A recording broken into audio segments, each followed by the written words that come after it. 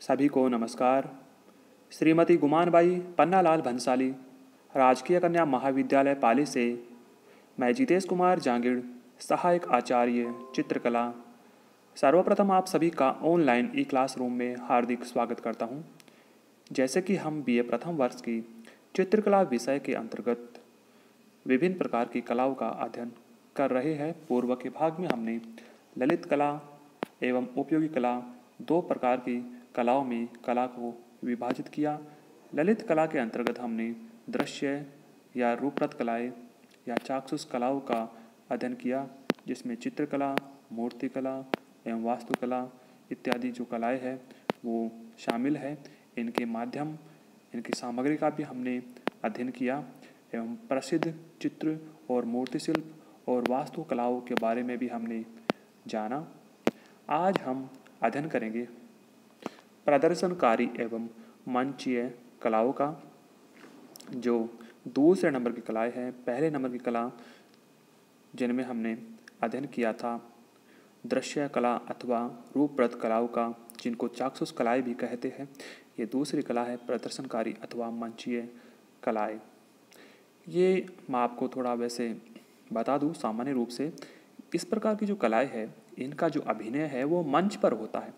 आपने अगर देखा हो, अगर आप या किसी गांव या कस्बे या शहर में रामलीला वाले आते हैं या कृष्ण लीला वाले आते हैं तो वो कुछ लीलाएं करते हैं मंच पे, और जो ग्रामवासी है और जो कस्बे के जो निवासी है वो उस मंच के सामने बैठ कर के दर्शक की तरह उस लीला, उस नाटक को देखते हैं, उस मंच पर किए गए अभिनय को देखते हैं।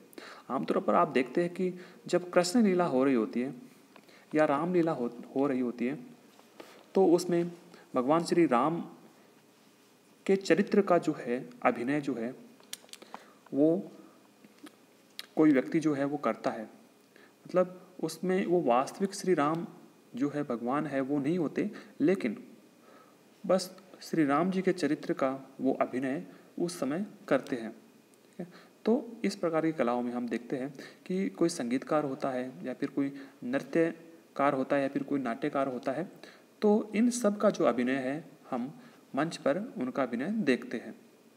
चलिए इनको हम विस्तार से जानते हैं।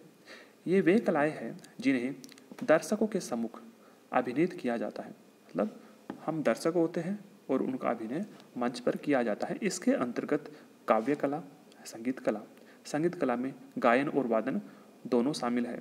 जब कोई संगीत बज रहा होता है या फिर संगीत कोई गा रहा होता है गायक कलाकार, तो उसके साथ में विभिन्न प्रकार की जो वाद्य यंत्र है, जैसे हारमोनियम है या फिर सारंगी वगैरह है या फिर कोई ये जो अपने पारंपरिक जो वाद्य यंत्र है, खड़ताल वगैरह है या रावण हत्था वगैरह है, आप इनका भी अगर आपने सुना होगा, अगर ये संगीत, तो ये गाते भी है और बजाते भी हैं, ढोलक वगैरह जो है। और इसके साथ ही नृत्य, और इसको नाट्य भी कहते हैं। नृत्य और नाट्य जो है ये सम्मिलित रूप में चलते हैं। ये जो अभिनय है ये एक साथ ही मंच पर इनका अभिनय होता है।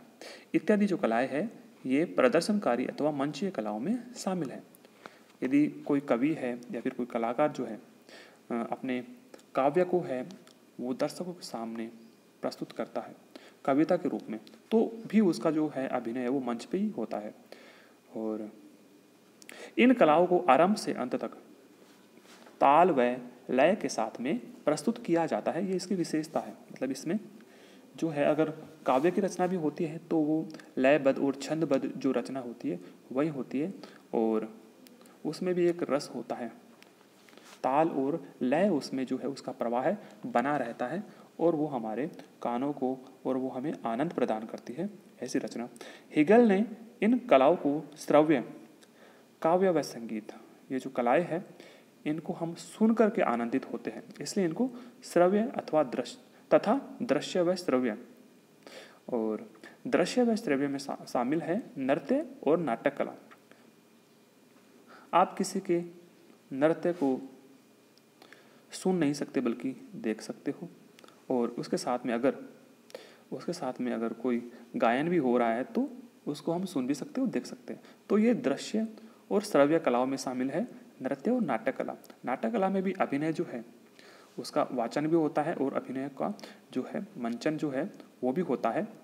तो ये जो नृत्य और नाटक कला है वो दृश्य श्रव्य कलाओं में शामिल है, और काव्य और जो संगीत है ये श्रव्य कलाओं में शामिल है, और इनका सभी कलाओं का, श्रव्य कलाओं का और दृश्य श्रव्य कलाओं का अभिनय मंच पर ही किया जाता है। तो ये सभी जो कलाएं हैं वो प्रदर्शनकारी कला या फिर जिसको कहते हैं मंचीय कलाओं में शामिल है। अब हम सबसे पहले लेंगे काव्य कला। आपने बड़े बड़े महाकाव्यों का नाम सुना होगा, रामायण, महाभारत, ठीक है, ऐसे ही मेघदूत है इत्यादि जो महाकाव्य हैं उनके अंदर जो पंक्तियाँ दी होती है वो भी लयबद्ध छंदबद्ध होती है, ठीक है। काव्य का वास्तविक आधार है शब्द, और शब्दों के सहयोग से ही भाषा का निर्माण होता है। मतलब काव्य जो है उसकी रचना का वास्तविक आधार इसमें जो है छंद बताया है। अब कौन से इसमें शब्द बताया है, अब कौन से शब्द उसमें इस्तेमाल करने हैं उस कवि को, और भाषा की साधना ही काव्य को जन्म देती है। कवि अपने शब्दों द्वारा ऐसा काव्यात्मक आभास विकसित करता है जिससे वह पाठक अथवा श्रोता को बोध सके।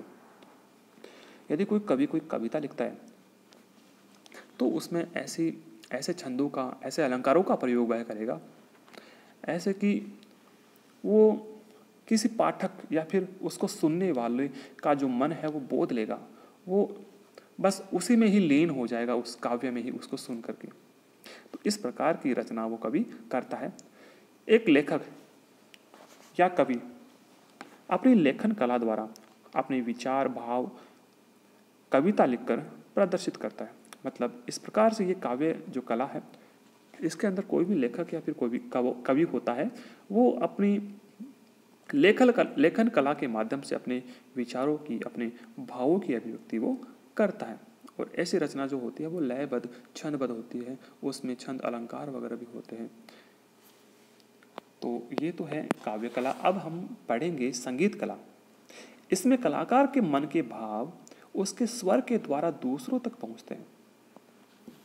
संगीत कला में जैसा कि आपको पता है, आप चाहे आजकल के आप गाने सुनते हैं या जो अपने पारंपरिक जो लोकगीत संगीत जो होते हैं वो सुनते हैं, या फिर जो शास्त्रीय जो संगीत है वो सुनते हैं, तो इन सब संगीत में एक अलग ही धुन, अलग ही जो ताल लय होती है, उतार चढ़ाव होता है, और वो संगीत जो है वो हमें मंत्रमुग्ध कर देते हैं और हम उन्हीं में लीन हो जाते हैं।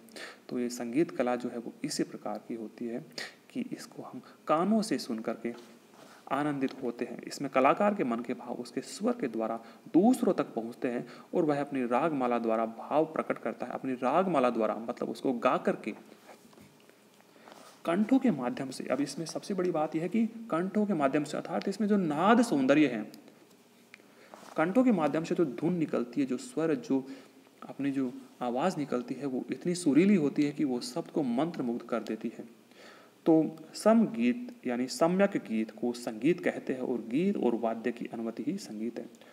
अब इसमें संगीत में क्या है कि इसमें वाद्य यंत्रों का भी इस्तेमाल किया जाता है, और इस प्रकार की एक धुन है, एक वो जो बनाई जाती है, और उसके साथ साथ में जो संगीत है उसका भी गायन, उसका भी वाचन किया जाता है। और संगीत का माध्यम नाद है जिसका गीत और वाद्य से घनिष्ठ संबंध है। जो नाद है, अपने जो कंठ की ध्वनि है, जो आवाज़ है, उसी को नाद कहा है। जो कंठों से आवाज़ निकलती है बहुत ही अलग ही सुरीले अंदाज में निकलती है, किस प्रकार से उतार चढ़ाव में निकलती है, ये नाद सौंदर्य ही है। संगीतकार भावों की व्यंजना नाद के माध्यम से करता है, और प्रभाव की दृष्टि से यह मानव को ही नहीं पशुओं को भी रस विभोर कर देता है। जो संगीत है यह मनुष्य को ही नहीं बल्कि यह पशुओं को भी रस विभोर कर देता है। आपको पता होगा भगवान श्री कृष्ण जब बांसुरी बजाते थे तो उनके आसपास की जो गाय हैं और जो पशु पक्षी वगैरह है वो अलग ही क्रीड़ाओं में रत हो जाते थे और आनंदित हो उड़ते थे, और उससे मुग्ध होकर के, उस बांसुरी की सुरीली आवाज़ से मुग्ध होकर के वो भगवान श्री कृष्ण के चारों तरफ इकट्ठे हो जाते थे। तो एक तरह से ये पशुओं को भी रस विभोर कर देने वाली होती है ये संगीत कला। भारतीय संगीत स्वयं में संपूर्ण जीवन है जिसका स्वरूप रसात्मक और कमनीय है। इसी के साथ ही मैं आपके सामने एक चित्र प्रस्तुत कर रहा हूँ जिसमें नेपाल की नुक्कड़ संगीत मंडली का पारंपरिक संगीत का जो है दृश्य है। ये नेपाल की नुक्कड़ संगीत मंडली है जो अपने संगीत का गायन कर रही है और बजा भी रही है। कुछ वाद्य यंत्र, उनके पारंपरिक जो वाद्य यंत्र है उनके साथ में यह जो है संगीत का ये गायन भी यह मंडली कर रही है। अगले भाग में हम पढ़ेंगे नृत्य और नाट्य कला। आज के लिए इतना ही, धन्यवाद।